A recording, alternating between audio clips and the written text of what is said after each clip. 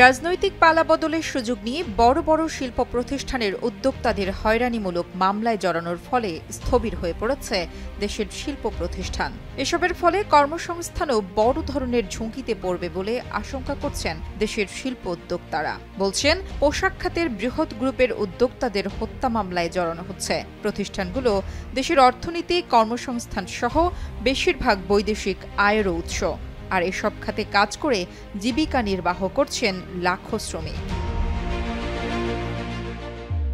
ব্যবসায়ীদের শীর্ষ সংগঠন বাংলাদেশ শিল্প ও বণিক সমিতি ফেডারেশন FBCCI এর সাবেক সভাপতি আব্দুল আউয়াল মিন্টু বলেন, দেশে এখন হত্যা মামলার নামে অরাজকতা চলছে। এই ব্যর্থতার দায় সরকারের। যারা এমন কর্মকাণ্ডের সঙ্গে জড়িত তাদের শাস্তি দিতে হবে। এসব মামলার বাদীদের বিচারের আওতায় আনতে হবে। জানা গেছে, ছাত্র জনতার অভ্যুত্থানে হতাহতের ঘটনায় রাজধানীসহ বিভিন্ন স্থানে মামলায় কারা আসামি হবেন না হবেন তা নিয়ন্ত্রণ করছেন এলাকার ক্ষমতাধর প্রভাবশালী নেতারা। নারায়ণগঞ্জে এমন 5টি মামলা পাওয়া গেছে, যাতে অন্তত 7 জন ব্যবসায়ীকে আসামি করা হয়েছে।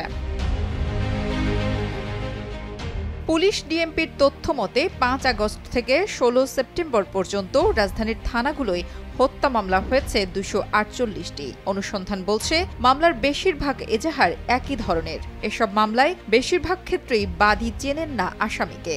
আসামি ও বাদীর নাম শোনেননি কখনো। মামলা দায়ের করা বাদীরা জানাচ্ছেন, রাজনৈতিক মামলা, তাই সব আসামিকে তারা চেনেন না। নেতারা যাদের নাম দিয়েছে তাদের নামেই মামলায় উল্লেখ করেছেন।